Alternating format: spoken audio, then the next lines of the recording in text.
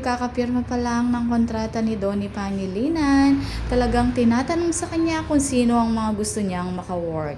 Talagang hindi niya nakakalimutan na sabihin si Belle na handa pa rin siyang makawork ito sa susunod na project. Habang kumakain dito si Belle at tinalok niya si Donnie, talagang iisa ang kanilang plate at talagang komportable na sa isa't isa.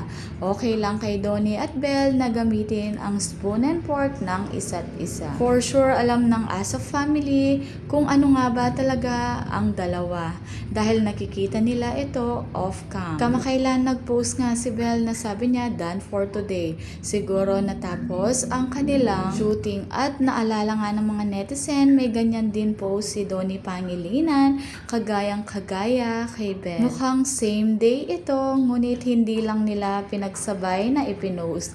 Alam mo naman ang mga Don Bell fans agad-agad ay may copy basta sa Don Bell. Handang kunin ang lahat ng mga ebidensya para mapatunayan na magkasama sila.